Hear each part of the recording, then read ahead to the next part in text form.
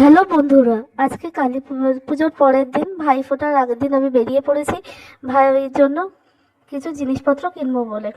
মায়ের সাথে সব কিছু জানার পরে বেরিয়ে পড়লাম জিনিসগুলো কিনবো বলে। আজকে পাড়ার প্যান্ডেলে ফাংশন হবে, তাই জন্য সবাই আগে থেকে এসে সিট দখল করে অনেক আগেই বসে পড়েছে।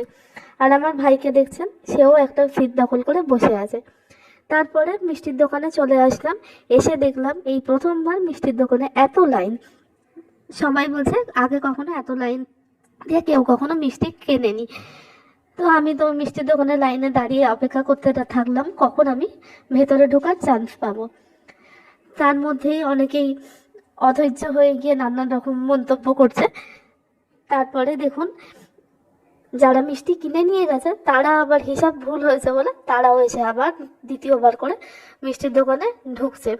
তো সেই মতন আরও দেরি হয়ে গেল। আমার তো টেনশন হচ্ছে, আমার এখানে যে বাড়িতে বাচ্চাগুলো আছে তারা তো বাজির আওয়াজ ভীষণই ভয় পায়। তাই জন্য আমি ভাবছি কি করে তাড়াতাড়ি মিষ্টির দোকানে ঢোকা যায়।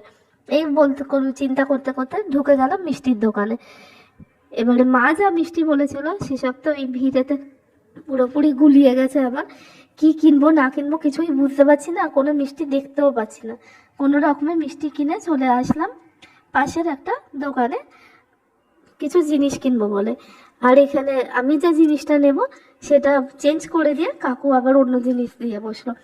তাই জন্য আবার আমাকে প্যাকেট থেকে বের করে নতুনভাবে জিনিস নিতে হলো। দিয়ে তাড়াতাড়ি করে আমি আবার ফিরে আসলাম বাড়িতে। কিন্তু বাড়িতে আসার আগে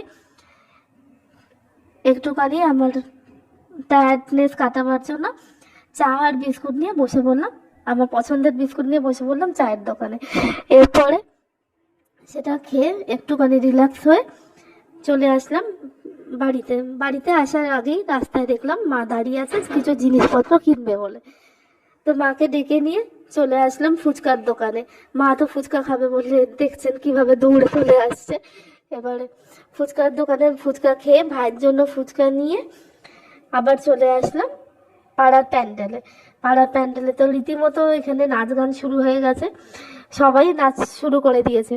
আমার ভাইয়েরও মোটামুটি একটু একটু ইচ্ছা করছিল, তারপরে নিজের ইচ্ছাতেই উঠে গিয়ে পাড়ার কাকুদের সাথে দাদাদের সাথে নাচতে শুরু করে দিল। এখানে তো এই কাকুটা একাই 100, সেই দেখে ভাইয়ের ইচ্ছাও তুঙ্গে।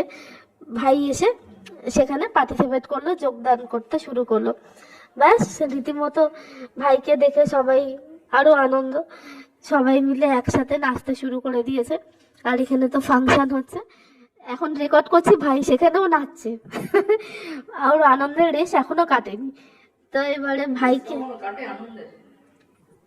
ভাইকে দেখে আমার বাবারও দূর থেকে একটু ইচ্ছা করছিল, এত বছর পরে ছেলে